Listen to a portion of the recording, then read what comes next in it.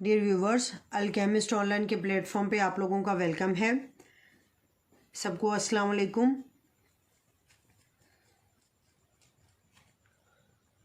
Ninth class का आज हम सेकंड चैप्टर स्टार्ट करने जा रहे हैं। सेकंड चैप्टर जो नाइन्थ क्लास का है स्ट्रक्चर ऑफ एटम के बारे में है कि किस तरह से एटम का तस्वर पेश किया गया, फिर उसके स्ट्रक्चर, एटम के सब एटॉमिक पार्टिकल जिनमें इलेक्ट्रॉन, प्रोटॉन और न्यूट्रॉन्स हैं वो किस तरह से डिस्कवर हुए। फिर जब ये डिस्कवर हो गए तो एटम का स्ट्रक्चर किस तरह से पेश किया गया। जब एटम का स्ट्रक्चर पेश कर दिया गया तो उस कौन सा स्ट्रक्चर वैलिड था, कौन सा नहीं वैलिड था, किस में कौन सी थ्योरी अप्लाई हुई थी, ये सारा हम इस चैप्टर में पढ़ेंगे। इसमें जाने से पहले, इस चैप्टर को स्टार्ट करने से पहले थोड़ा सा बेसिक नॉलेज रिकॉल करते हैं कि क्या हुआ। सबसे पहले एटम के स्ट्रक्चर के बारे में किसने काम किया था। तो अगर हम देखें हिस्ट्री में तो डाल्टन ने एटम के बारे में कहा कि atom indivisible hard dense sphere है। इनडिविजिबल मतलब कि नाकाबिले तकसीम, नाकाबिले तकसीम सख्त स्फीयर की शक्ल का एटम है। ये किसने कहा था? ये डाल्टन ने कहा था। और डाल्टन ने ये भी कहा साथ ही साथ कि एलिमेंट के अंदर मौजूद तमाम एटम्स एक ही तरह के होते हैं। जैसे नाइट्रोजन एक एलिमेंट है तो उसके अंदर सारे के सारे एटम नाइट्रोजन के होंगे। ऑक्सीजन एक एलिमेंट है और इस एलिमेंट के अंदर सारे के सारे जो एटम हैं वो ऑक्सीजन के ही होंगे। ये तस्वर भी डाल्टन ने दिया था। उसके बाद late 18th century and earlier 19th century, यानी 18th सेंचुरी के एंड पर और 19th सेंचुरी के स्टार्ट में साइंटिस्ट ने सब एटॉमिक पार्टिकल डिस्कवर किए। सब एटॉमिक पार्टिकल मतलब ऐसे ज़रात जिन पर एटम मुश्तमिल है। इनके डिस्कवर होने के बाद डाल्टन की थ्योरी को रद्द कर दिया गया कि एटम एक इंडिविजिबल पार्टिकल है। डाल्टन ने जो कहा कि एटम नाकाबिले तकसीम है, उसकी थ्योरी को 1800 और 1900 के शुरू में होने वाले तजर्बे जिनके नतीजे में सब एटॉमिक पार्टिकल दरियाफ्त हुए थे, उन्होंने इसको स्ट्रॉन्गली रिजेक्ट कर दिया। अब ये पार्टिकल किसने डिस्कवर किए थे? तो सबसे पहले गोल्डस्टाइन ने प्रोटॉन डिस्कवर किया। प्रोटॉन के ऊपर क्या चार्ज होता है? पॉजिटिव चार्ज होता है। गोल्डस्टाइन ने पॉजिटिव चार्ज वाले पार्टिकल डिस्कवर किए 1886 में। जे थॉमसन ने इलेक्ट्रॉन फाउंड किए 1897 में। नेगेटिव चार्ज वाले जो पार्टिकल थे उनको जे थॉमसन ने इलेक्ट्रॉन का नाम दिया। थॉमसन ने ही साथ प्लम पडिंग मॉडल भी दिया एटम्स का। अब ये प्लम पडिंग क्या है? पुडिंग इस तरह से होती है कि जैसे चोको चिप बिस्किट देखते हैं ना आप लोग, बिस्किट में कहीं कहीं चिप्स लगी होती हैं चॉकलेट्स की। तो इस तरह का तस्वर दिया था थॉमस ने कि एटम बिल्कुल इसी तरह से है कि गोल स्फीयर है और इस गोल स्फीयर में कहीं कहीं नेगेटिव पार्टिकल जो हैं, ये इलेक्ट्रॉन इसके ऊपर चिपके हुए हैं। एटम खुद पॉजिटिव है लेकिन उस पर नेगेटिव जो पार्टिकल्स हैं इलेक्ट्रॉन वो कहीं कहीं चिपके हुए हैं। इसकी मिसाल यूँ ले सकते हैं, जो भी पुडिंग आप बनाते हैं घर में, जैसे कि कस्टर्ड वगैरह बनाया जाता है, उसमें फ्रूट के पीसेस काट के डाल दिए जाते हैं, केक के पीसेस डाल दिए जाते हैं, तो वो भी एक पुडिंग की किस्म है।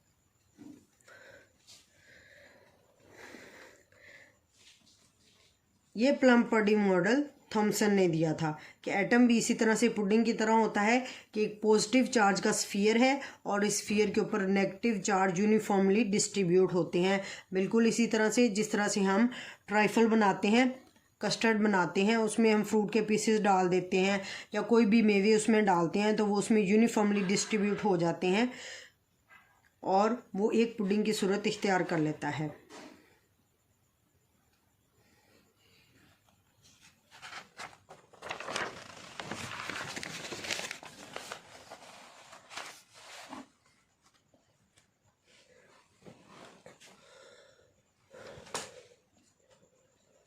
तो सबसे पहली जो डिस्कवरी थी वो इलेक्ट्रॉन्स की थी, उसको पढ़ते हम। Cathode rays and discovery of electron, ये लॉन्ग के तौर पे बहुत इंपॉर्टेंट क्वेश्चन है, पेपर में आ जाता है मोस्टली। इसको सर विलियम क्रोक्स ने परफॉर्म्ड किया था। इस एक्सपेरिमेंट को इन्होंने इस तरह से परफॉर्म किया कि इन्होंने इलेक्ट्रिक करंट गुजारा एक डिस्चार्ज ट्यूब में से, और इस ट्यूब के अंदर गैस थी वेरी लो प्रेशर पर। इसकी अगर आप डायग्राम देखें तो इस तरह से है कि एक डिस्चार्ज ट्यूब है, इसके अंदर ये 2 इलेक्ट्रोड्स हैं मेटल के। इस मेटल का वो इलेक्ट्रोड जो पॉजिटिव होता है इसको एनोड बोलते हैं, मेटल का वो इलेक्ट्रोड जो नेगेटिव होता है उसको कैथोड बोलते हैं। इन दोनों इलेक्ट्रोड्स को बैरूनी तौर पर बैटरी से, हाई वोल्टेज बैटरी से कनेक्ट कर दिया जाता है और इस तरह से इनमें से करंट पास करता है। और यहाँ पर वैक्यूम है। वैक्यूम का मतलब कि ये जो गैस इस ग्लास ट्यूब के अंदर मौजूद थी ये बहुत ही लो प्रेशर पर रखी गई थी, इस वजह से यहाँ पर वैक्यूम पंप दिखाया गया है। कहते हैं जब इस तरह से ये सर्किट अरेंज किया जाता है, करंट पास किया जाता है, तो क्या होता है, ऐसी रेज नज़र आती हैं जो कैथोड से निकलती हैं और एनोड की तरफ जाती हुई नजर आई। इन रेज को सर विलियम क्रुक्स ने कैथोड रेज का नाम दिया।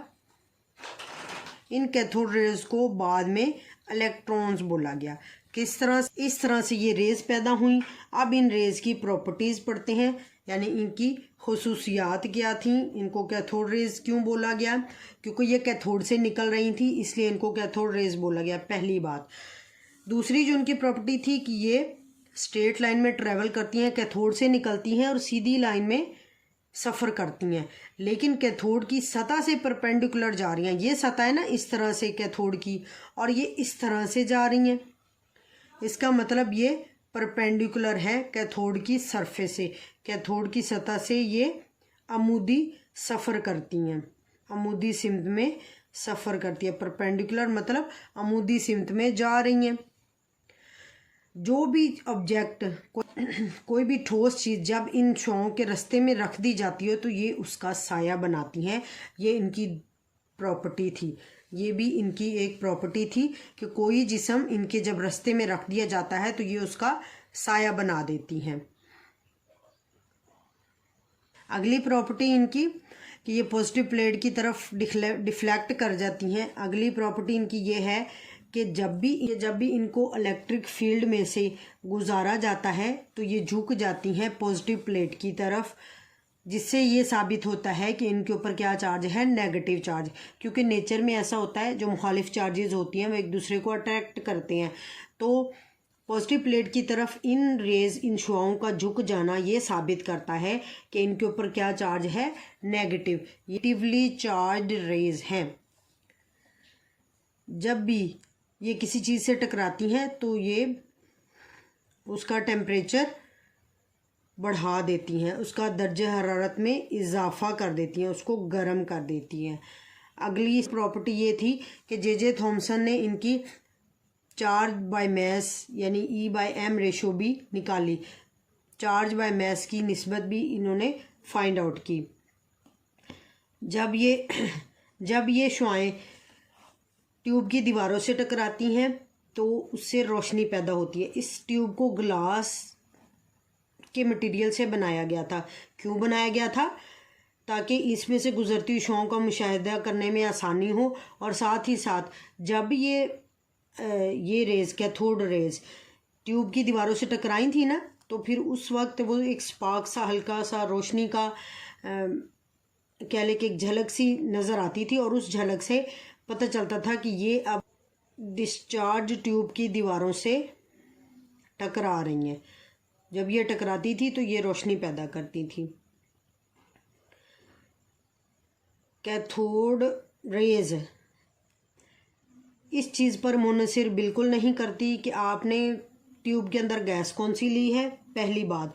इस पर भी मुनहसिर नहीं करती कि कैथोड किस मेटल का इस्तेमाल किया है आपने ट्यूब के अंदर, यानी कि गैस कोई भी ले, कैथोड किसी भी मेटल का हो, उसके अंदर पैदा होने वाली, डिस्चार्ज ट्यूब के अंदर पैदा होने वाली कैथोड रेज ایک ہی طرح کی ہوں گی، ان کی پراپرٹیز بھی یہی ہوں گی، ان میں کوئی فرق نہیں آئے گا۔ ایک ہی طرح کی ریز کا پیدا ہونا اس بات کا ثبوت ہے کہ ہر گیس کے اندر کیتھوڈ ریز موجود ہوتی ہیں۔ ان کیتھوڈ ریز کو الیکٹرونز کا نام دیا گیا۔ کیتھوڈ ریز کو الیکٹرونز کا نام دینے کے بعد یہ کہا گیا کہ الیکٹرون ہر طرح کے پارٹیکل کے اندر موجود ہوتے ہیں۔ اپنے رستے میں آنے والی کسی بھی چیز کا سایہ بنانا، یہ ان کی ایسی خاصیت تھی جس نے ان کی پارٹیکل نیچر کو ثابت کیا کہ کیتھوڈ ریز اصل میں ریز نہیں ہے بلکہ موویبل پارٹیکلز ہیں، یعنی ایسے ذرات ہیں جو حرکت کر رہے ہیں، جن کی حرکت کرنے کی کوئی سمت ہے، اس لیے ان کو ذرات کا نام دیا گیا۔ ان کی چارج بٹا میس ریشو سے یہ ثابت ہو گیا کہ یہ الیکٹرونز ہیں، ان پر نیگیٹو چارج ہوتا ہے، یا کہ ہر ایٹم جو ہے وہ اس کے یہ ثابت کیا کہ ہر ایٹم کے اندر الیکٹرون لازمی طور پر موجود ہوتے ہیں، اور ان کیتھوڈ ریز کے نکلنے کے طور پہ ہی الیکٹرون کے وجود کا ثبوت ہمیں مل گیا۔ آج کا لیکچر ہمارا یہاں پر ختم ہوتا ہے۔ اپنا خیال رکھیں، اپنے پیاروں کا خیال رکھیں۔ الکیمسٹ آن لائن کو لائک کرنا، اس ویڈیو کو شیئر کرنا مت بھولیے گا، اور ڈیئر ویورز جو لوگ میری ویڈیو پر نیو ہیں وہ الکیمسٹ آن لائن کو سبسکرائب کرنا مت بھولیں۔ تھینک یو سو مچ۔ اللہ حافظ۔